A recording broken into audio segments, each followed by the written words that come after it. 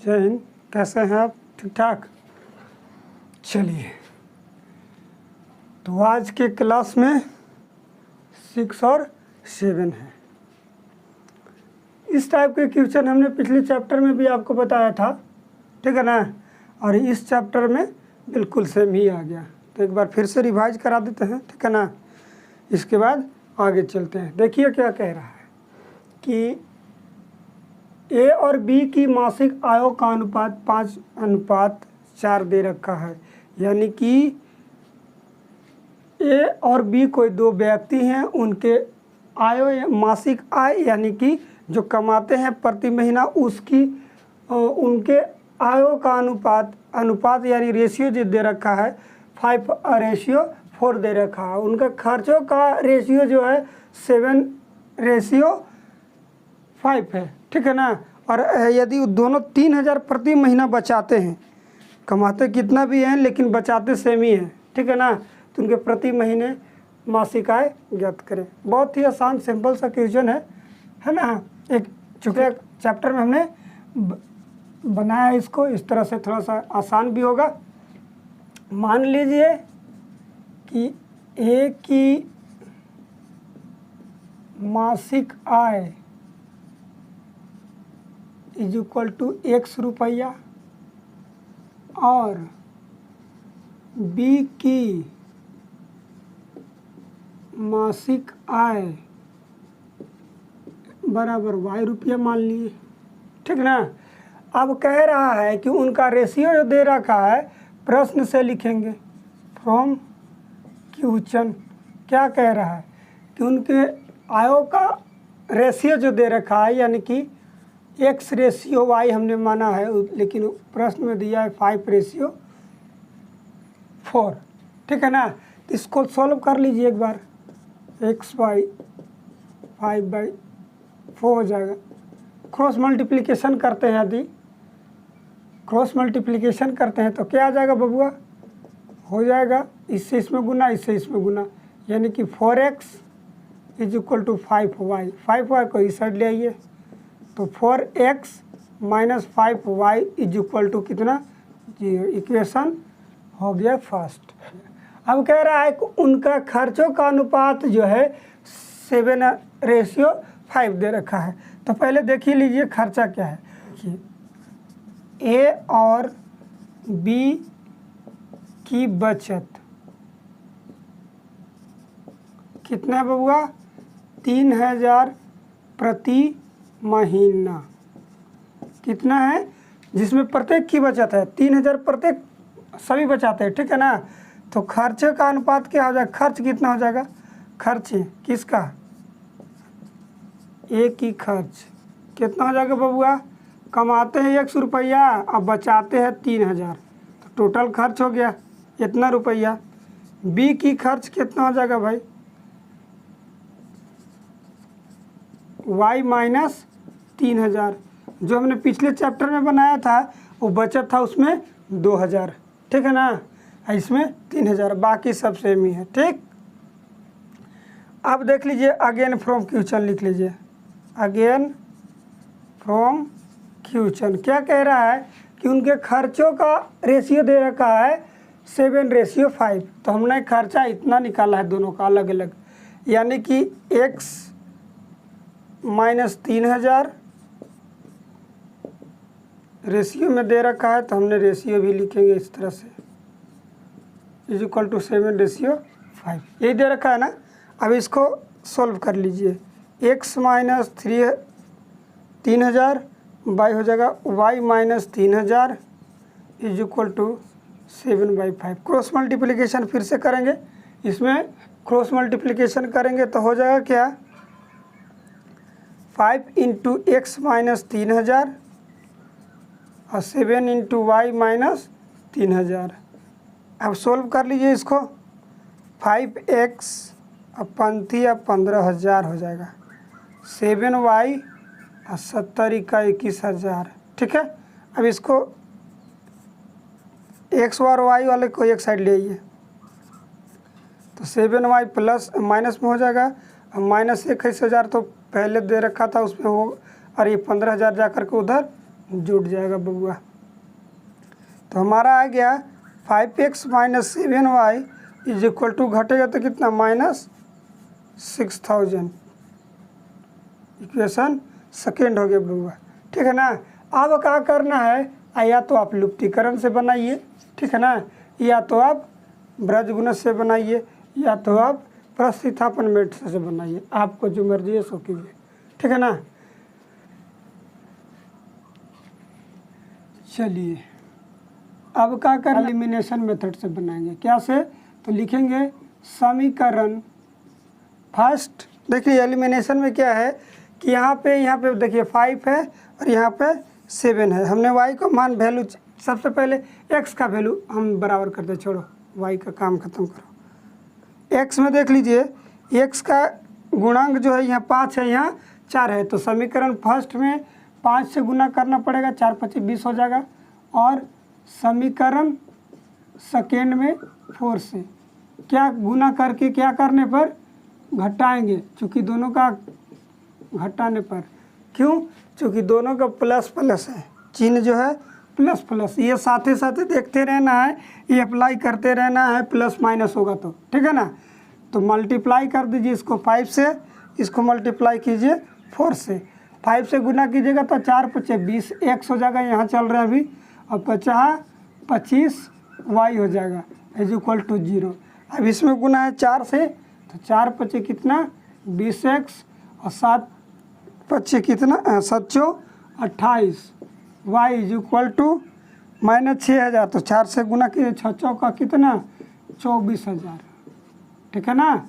ये थोड़ा सा देखिएगा, घटाना है बबुआ तो ये कट जाएगा, ये घटेगा तो माइनस माइनस दोनों प्लस, ये घटेगा तो कितना 3y, ये हो जाएगा कितना माइनस माइनस प्लस, यानी कि 24000, ठीक है। इससे आप काट सकते हैं 8 तरीका 24, तो y का वैल्यू जो आया 8000, y यानी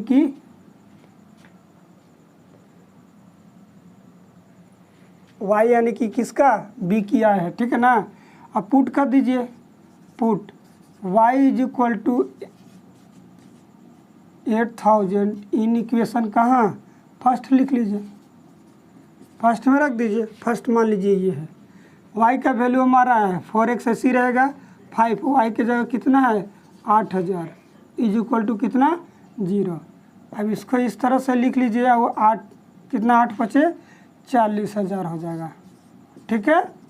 अब 40000 को उस साइड ले जाइए, तो यहाँ बचेगा 4x, ये हो जाएगा 40000 उस साइड हो जाएगा। आप काट सकते हैं 10 × 40, x इज इक्वल टू कितना 10,000 रुपया आया।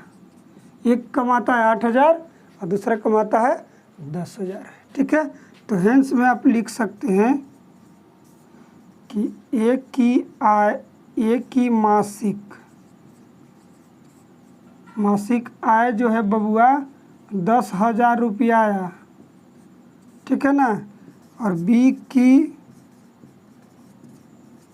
मासिक आय इज इक्वल टू 8 रुपया, यानी 8000।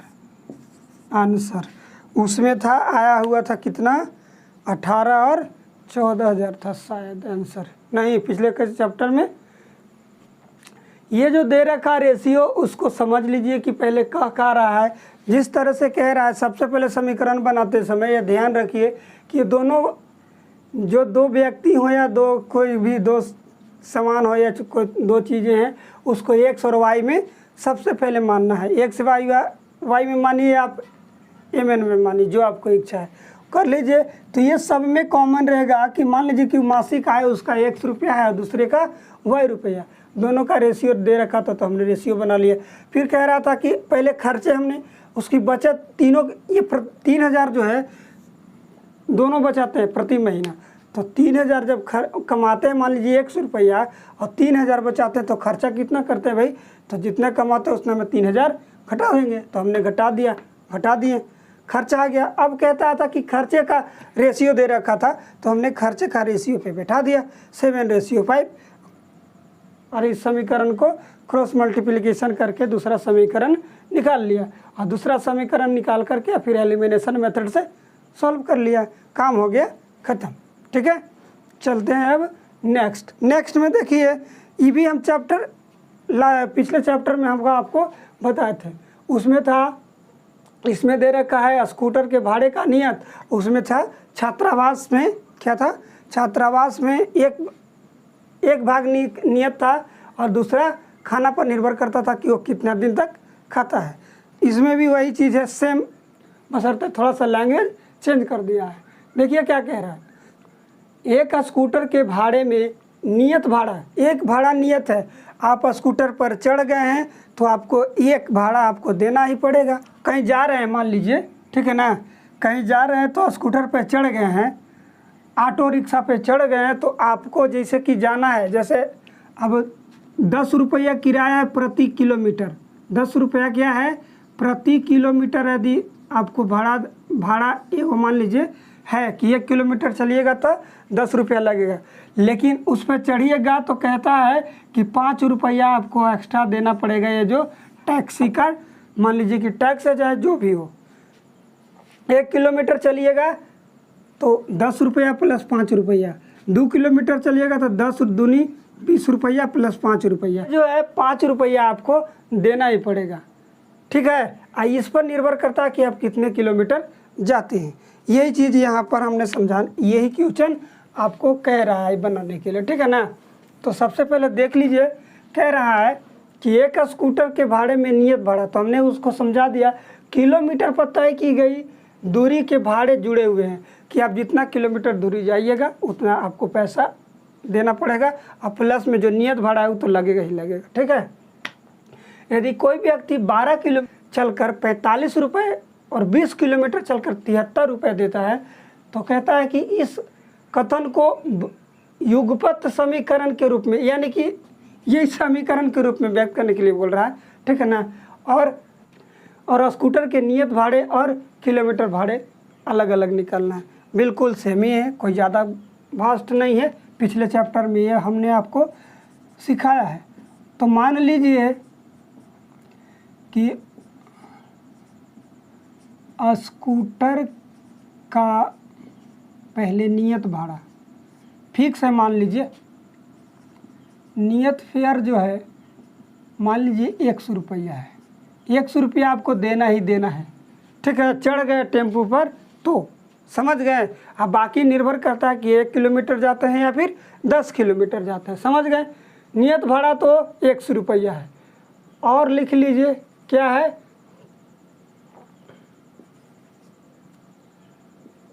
किलोमीटर, ऐसे नहीं, प्रति किलोमीटर, क्या प्रति किलोमीटर भाड़ा जो है कितना Y रुपया है, कितना बबुआ Y रुपया। यहाँ तक समझ में आ रहा है। अब कह रहा है प्रश्न से, देखिए प्रश्न से सावधानी पूर्वक देखिएगा, बहुत आसान है, जो कोई खास नहीं है। कह रहा है कि 12 किलोमीटर चलता है, एक बार क्वेश्चन थोड़ा सा हम मिलाते हैं, 45 20 73। ठीक, अब 12 किलोमीटर चलता है बबुआ, 100 रुपया तो उसको फिक्स है भाई कि 100 रुपया लगेगा तो लगेगा। अब कहता है कि 12 किलोमीटर चलता है तो प्रति किलोमीटर भाड़ा जो है Y रुपया, तो 12 गुना Y हो जाएगा, चूँकि 12 किलोमीटर चला है 12 से गुना करना पड़ेगा उसमें। टोटल कितना देना पड़ता है बबुआ, 45 रुपये। कितना देना पड़ता है, 45 रुपये। यह है समीकरण, इसको आप फर्स्ट लिख सकते हैं, आसान है। अगेन क्या कह रहा है देख लीजिए, फिर प्रश्न से क्या कह रहा है कि से ये तो फिक्स है, 100 रुपया लगेगा तो लगेगा। हमने आपको बताया था कि 5 रुपये फिक्स है तो 5 रुपये फिक्स है, ये निर्भर करेगा कि आप कई किलोमीटर जाते हैं। वो 20 किलोमीटर चलता है तो 20 ये है Y रुपया उसका भाड़ा जितने जाते हैं, टोटल कितना देना पड़ता है, 73 रुपये। ये समीकरण आपका आ गया सेकेंड। आप इसको आपकी मर्जी है कि CM मेथड से बनाए तो CM मेथड से भी बना सकते हैं, इसके लिए आप स्वतंत्र हैं। ठीक है ना। अब इसको कुछ करना नहीं है, देखिए दोनों तरफ x है तो समीकरण फर्स्ट और सेकेंड को घटा दिए, इसमें कोई ज़्यादा गुना भाग नहीं करना है, ठीक है ना। तो लिख देंगे समीकरण फर्स्ट और समीकरण सेकेंड को क्या करेंगे, घटाने पर डायरेक्ट लिख देंगे। क्या करने पर, घटाने पर। तो घटा दीजिए, x + 12y = 45 और x + 20y = 73। अब दोनों को घटाना है बबुआ, तो ये तो कट जाएगा, ये घटेगा तो -8y आएगा। और सॉरी देखिए गड़बड़ लिखा रहा था, ये 73 है। 73 में से 45 घटा दीजिए, कितना आएगा, 8 × 5 = 13, यही आएगा ना, कटेगा नहीं बबुआ। तो हमारा ये आ गया, माइनस से माइनस उड़ा दीजिए। अब हो गया कि 8y = कितना, 28। इसको आप काट तो नहीं सकते हैं, पूरा पूरा नहीं कटेगा शायद, तो हो जाएगा कितना, 28y कितना 8 हो गया। तो इसको अगर काटना है तो 2 × 8 = 7 × 28। y = है कितना, 7/2 हो गया। तो इसको अगर भाग देते हैं तो 3.5 रुपये, 3.5 रुपया प्रति किलोमीटर भाड़ा है उसका जी, ठीक है ना। अब कहाँ कर दीजिए, पुट कर दीजिए, पुट y = 7/2 इन इक्वेशन, कहाँ रखिएगा बबुआ, तो 1 में ही रखें, 1 में ही रख दें। तो 1 हमारा ये चीज़ है, तो क्या होगा कि x + 12 और y की जगह 7/2 = 45। समझ रहे हैं बात कि इसको काट सकते हैं, 6 दूना 12, 7 छक 42, 42 है ना, = कितना, 45। अब यहाँ चलते हैं, थोड़ा सा देख लीजिए, कोई ज़्यादा वास्ट नहीं था। 42 को क्या करेंगे, उस साइड ले जाएंगे, तो 45 में से 42 क्या हो जाएगा बबुआ, घट जाएगा। तो घटेगा तो कितना आया, x = 3 रुपया, 3 रुपये। क्या हुआ, तो उसका स्कूटर का नियत भाड़ा जो है 3 रुपये आपको लगेगा ही लगेगा, और 3.5 रुपये प्रति किलोमीटर। इसलिए लिखिए, चाहे हैंस लिखिए, हैंस में लिख लीजिए, क्या है,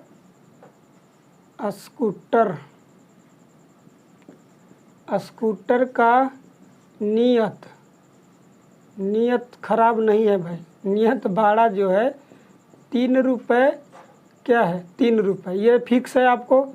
अब स्कूटर की क्या, या फिर प्रति किलोमीटर भाड़ा लिखिए, प्रति किलोमीटर भाड़े कितना है बबुआ, 3 रुपये 50 पैसे लगेगा ही लगेगा। ये हमारा आंसर हो गया बबुआ, ठीक है ना। ऐसे बुक में उसका आंसर दिया नहीं है, केवल ये समीकरण बना के दे दिया है, और वो दे रखा है कि स्कूटर का भाड़ा कितना है, कितना, बस काम खत्म, ठीक है।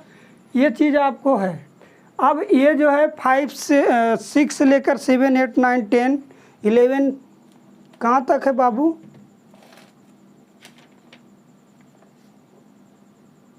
11 तक, ठीक है ना। बिल्कुल दोनों इस क्वेश्चन पर है। अब आगे आप कहते हैं तो आगे बताएंगे, नहीं तो 1 2 उसमें से और बताते हैं, ठीक है। चलिए देखते हैं नेक्स्ट। 9वां का पहला क्वेश्चन कहता है कि किसी कॉलेज के छात्रावास में खर्च का 1 भाग नियत है बबुआ, का है 1 भाग बिल्कुल नियत है कि आपको छात्रावास में रहना है, तो इतना पैसा जो है आपको फिक्स है, लगेगा ही लगेगा, चाहे खाए अथवा ना खाएं। खाइएगा तो एक्स्ट्रा लगेगा, नहीं खाइएगा तो नहीं लगेगा, ठीक है। ये चीज़ है, मान लीजिए ये छात्रावास का रूल है, हम लोग भी रहते थे तो उस टाइम भी यही होता था, ठीक है ना, कि 1 भाग नियत है। मान लीजिए कि इतना लगेगा तो लगेगा। और मेस वाला अलग, कि आप जितना दिन मेस में खाते हैं, मेस समझते हैं ना, कैंटीन में आप कितने दिन खाते हैं, नहीं खाते हैं तो कोई बात नहीं, अगर अलग से होटल से मंगाते हैं तो उसका खर्च आपको होटल वाले को अलग से देना पड़ेगा। लेकिन हॉस्टल में रह रहे हैं तो छात्रावास में रह रहे हैं तो छात्रावास का चार्ज आपको देना ही पड़ेगा। ये आपको सभी व्यक्ति के लिए फिक्स था, बिल्कुल एकदम, या गरीब हो या अमीर हो, सभी के लिए, ठीक है। एकदम बराबर था। तो वही करेंगे, क्या करेंगे भाई, तो मानेंगे, मान लीजिए कि छात्रावास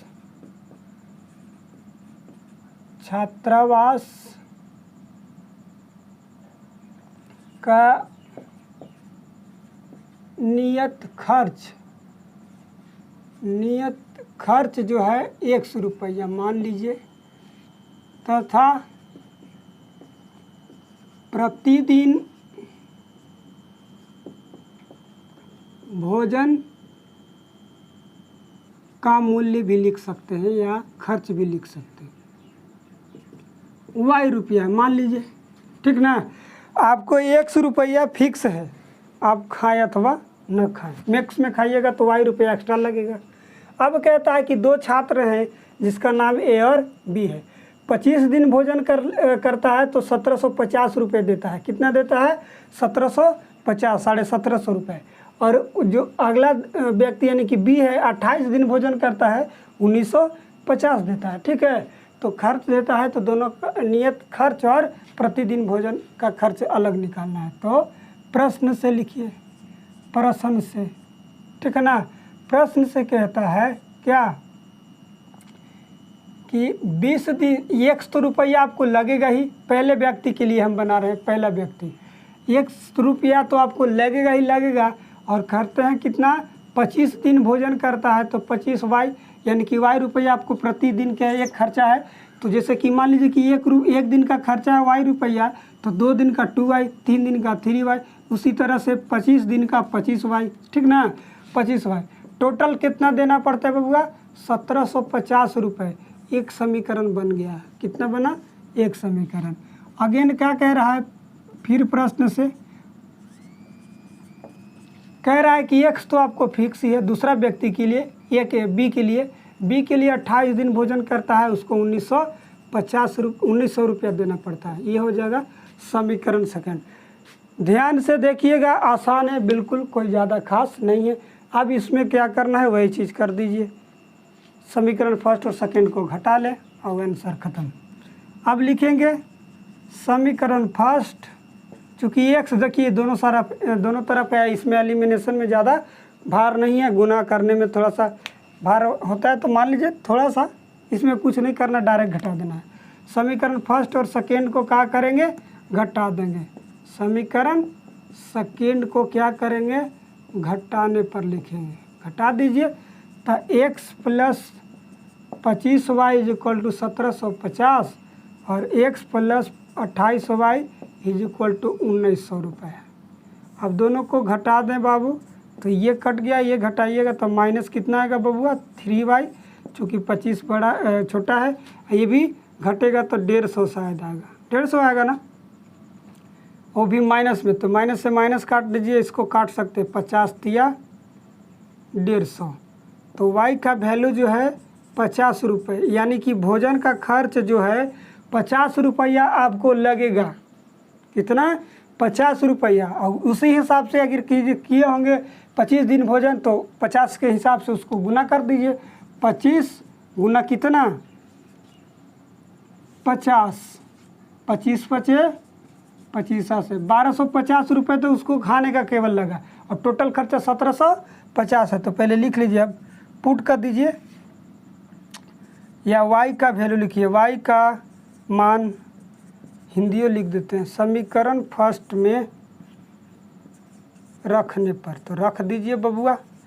अब फर्स्ट हमारा क्या है, फर्स्ट हमारा ये है, तो x प्लस 25, y के जगह कितना है बबुआ, तो y के जगह 50 रुपये इज इक्वल टू 1750, गुना कीजिएगा तो 1250 आएगा, ठीक है ना।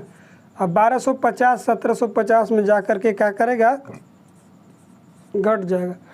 तो 1250 घटा दीजिएगा तो 500 आएगा, यानी कि हॉस्टल चार्ज जो है बबुआ 500 है, आपको 500 देना ही पड़ेगा, ठीक ना।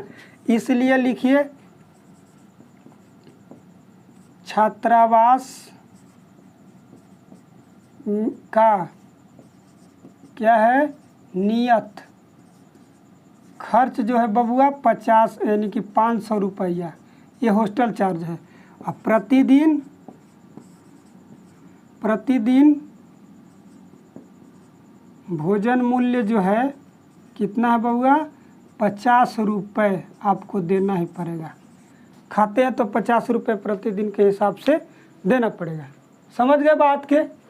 सबसे पहले ये सब लैंग्वेज वाइज क्वेश्चन में सबसे पहले आपको देखना है कि कहता क्या है, बाकी तो सब वैसी ही चीज़ है। अगर समझ गए तो आंसर बन जाएगा। छात्रावास 1 भाग नियत है तो हमने 1 भाग नियत को मान लिया 100 रुपया। प्रतिदिन y रुपया खर्चा होता है किस पे, भोजन पे।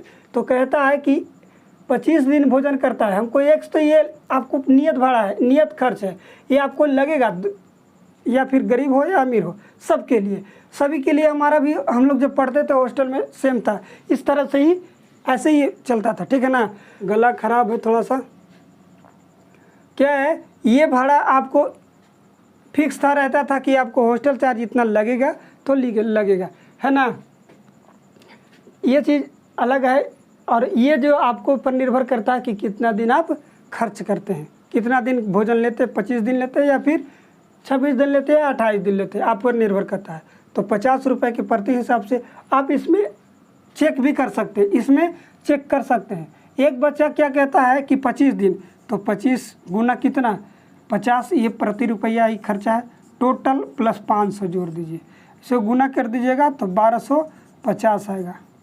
अब जोड़ लीजिए, इसको गुना कर दीजिए तो कितना, 1700 नहीं कितना, 50 की जो 7 5 12 5 17, 1700 रुपये आ गया। अब दूसरा कहता कि 28, तो 28 में गुना कर दीजिए 50 से और 500 जोड़ दीजिए, 28 25 40 से 1400 रुपये हो गया उसका खाना का, और 15 500 और जोड़ दीजिए 1900 रुपये।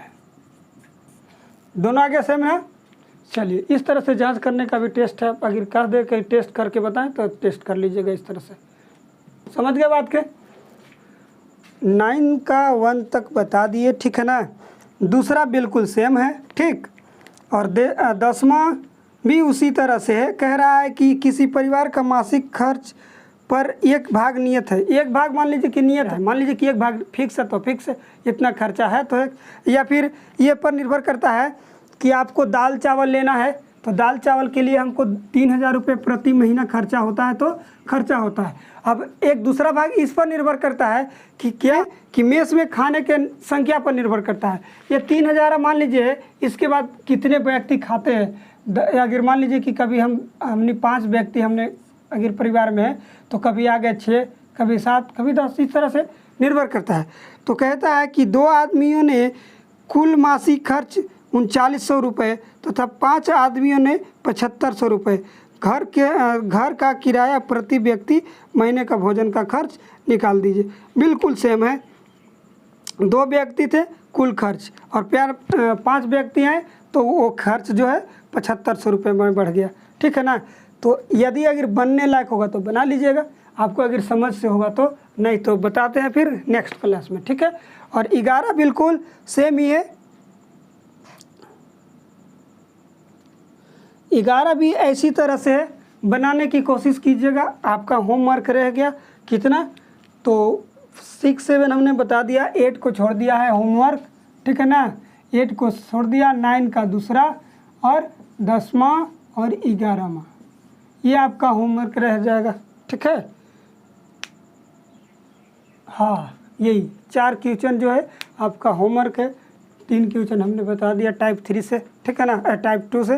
तो आई होप आपको समझ में आ गया होगा। आगे देखते हैं, तो मिलते हैं अगले वीडियो में। तब तक के लिए जय हिंद।